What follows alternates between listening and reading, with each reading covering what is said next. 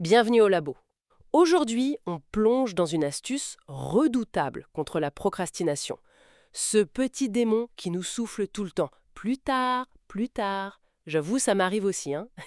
L'idée, c'est la fameuse règle des 2 minutes. Ça vient de David Allen, de son livre Getting Things Done. Oui, une règle toute simple en apparence, mais très puissante. C'est ça qui est étonnant, hein. Le principe est basique. Si une tâche prend moins de 2 minutes, eh bien, on la fait tout de suite. Fini de remettre au lendemain. Exactement. Par exemple, répondre à un email très court, tu vois, Mhm. ou ranger ce dossier qui traîne sur le bureau. Passer ce petit coup de fil de confirmation. Voilà, toutes ces micro-choses qui s'accumulent et qui, mine de rien, finissent par peser lourd mentalement. Et c'est là justement que la règle trouve tout son intérêt, sur ce poids, cette charge mentale. Et alors, pourquoi ça marche si bien C'est presque trop simple, non? Quelle est la mécanique derrière cette efficacité? Il y a plusieurs raisons psychologiques qui jouent.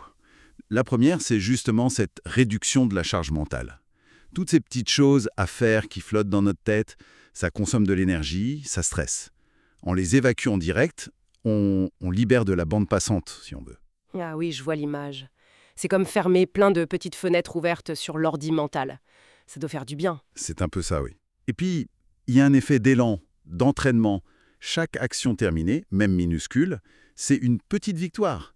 Ça donne un petit shoot de satisfaction et ça motive. Ça peut nous pousser à attaquer quelque chose d'un peu plus gros après. Une sorte de mise en route, quoi. Le démarreur de la productivité. Tout à fait. Et puis, ça combat l'inertie. 2 minutes, franchement, c'est un engagement tellement minime. Les excuses pour reporter, elles tiennent plus. On casse le cycle de la procrastination dès le début. C'est vrai. Et puis, bon, soyons pragmatiques, c'est aussi souvent un gain de temps pur. Comparé au fait de noter, de planifier, d'y revenir, agir tout de suite, c'est plus rapide. Et on sent bien que ça joue sur le moral, au-delà de l'efficacité. Moins de trucs en attente, c'est moins d'anxiété, moins de culpabilité qui traîne. Absolument. On se sent plus maître de la situation, ça renforce la confiance en soi. C'est un cercle vertueux. D'accord. La théorie est convaincante. Mais concrètement, au jour le jour, comment on s'y prend? Pour les petites tâches, ça paraît simple. On repère ce qui prend moins de 2 minutes, Vider la vaisselle, archiver semelles, sortir les poubelles. et hop, on le fait. C'est le réflexe à prendre. C'est ça, l'application directe. Mais ce qui est malin, c'est que ça marche aussi pour les gros projets, ceux qui font un peu peur. On peut utiliser la règle juste pour commencer. Faire une toute petite action de 2 minutes liée au projet, ouvrir le fichier, sortir le matériel, écrire juste le titre ou la première phrase. Exactement. Ça réduit ce qu'on appelle la friction initiale. Le plus dur, c'est souvent de s'y mettre. Là, on rend le premier pas minuscule. James Clear en parle aussi dans Atomic Habits pour créer de nouvelles habitudes. L'idée, c'est de démarrer avec une version 2 minutes de l'habitude. Ah oui, comment ça? Au lieu de vouloir méditer 20 minutes, on commence par 2 minutes. Lire un chapitre? Non, juste une page. Enfiler ses baskets pour aller courir, même si on ne court que 2 minutes au début. D'accord. L'objectif, c'est d'abord d'installer la routine, la régularité. L'intensité viendra après. On abaisse la barrière à l'entrée au maximum. C'est vraiment astucieux pour déjouer nos propres résistances. J'aime beaucoup. Pour que ça tienne sur la durée, le plus important, c'est d'entraîner son œil. Repérer activement ces micro-tâches potentielles tout au long de la journée. Bon, après, petit bémol, faut être un peu réaliste sur l'estimation du temps, hein.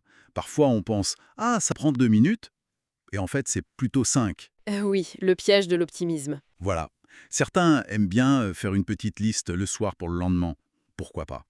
Mais la clé, c'est vraiment la prise de conscience et l'action immédiate si possible. C'est fou comme c'est polyvalent en fait. Au bureau, pour gérer le flux d'emails, c'est top. À la maison, pour éviter que le chaos s'installe. C'est applicable partout. J'ai même un ami qui l'utilise pour ses SMS. Moins de 2 minutes pour répondre. Il répond direct, sinon ça attend. Radical. Simple mais efficace. Bon, pour résumer, la règle des 2 minutes, un outil tout simple, mais qui peut vraiment booster l'efficacité, alléger l'esprit et nous faire nous sentir mieux, tout simplement. Le mieux, c'est d'essayer, je crois. Oui, expérimentez. Et peut-être une dernière petite chose à méditer. Au-delà de la satisfaction immédiate de cocher des cases, comment est-ce que l'accumulation de toutes ces petites actions rapides, jour après jour, pourrait, discrètement mais sûrement, transformer notre manière d'aborder les plus gros défis, voire même notre état d'esprit général face à l'effort sur le long terme? Excellente question pour la route. Merci beaucoup pour cet éclairage passionnant. Et on se dit à très bientôt dans le labo.